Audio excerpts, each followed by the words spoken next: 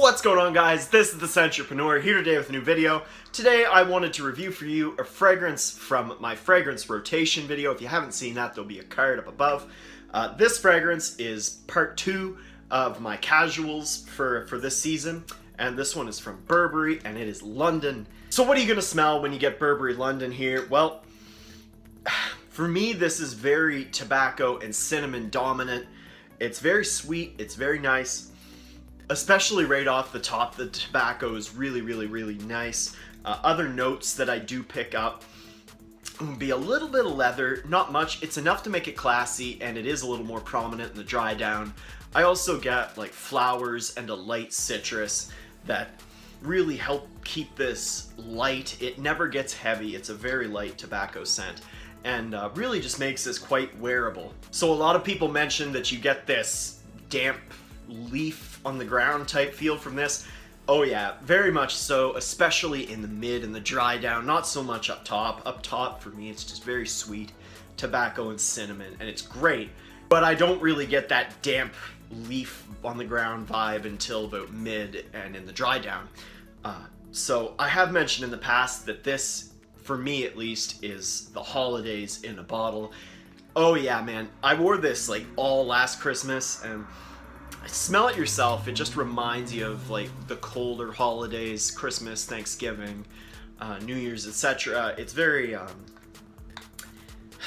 want to say unassuming, I guess, but not festive. I wouldn't call it festive, but it's very homey and unassuming is what I'll call it. So the number one issue with London is its performance. It does not last very long for me. The opening that I love so much, that's all it is an opening. The fragrance itself, I get about 6-ish hours out of it. That's not bad by any means, especially at the price tag.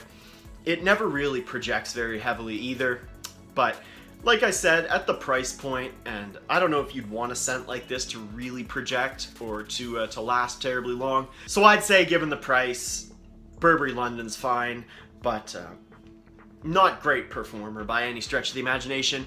Now guys, is it a compliment getter? You know, this one, I don't know if you remember this, but this one made the bottom 10 of my my top 10 most complimented fragrances for this past year. Yeah, it did. It's hard to believe, eh? Tobacco, cinnamon, leather, you wouldn't think that would get compliments, but I found that middle-aged and older women in particular really like this stuff, and they tend to compliment it, especially when you get a little closer, because like I said, this one doesn't perform that well. But if you're going to be hanging around with a lot of women of that age, or for whatever reason, great scent. It does get compliments from them. Other people, that's hit or miss, man. It's not safe by any stretch of the imagination. So, that being said, guys, is it sexy? My opinion, no, not at all. I would never wear this on a date. It's very much casual fragrance for me, although I think you could, if this was all you had, it would be okay, but there's so many better options than London for, say, a date. I don't think this stuff is sexy at all, guys. Now, is it worth the money? Oh yeah, oh yeah, it's so cheap. You can find this in some stores for like $20 to $30 for this quality of juice. Like, in my opinion, a high-level designer fragrance. Not a great performer, but as far as scent goes, a high-level designer fragrance. Man, for $20 to $30, that is amazing. This is more than worth the money. Very affordable, very useful in the cold weather. Totally worth the money, in my opinion. Now, for my final closing thoughts and the rating. You know, I used to hate this fragrance. I mentioned this in one of my lists. I forget the exact title, what it's called.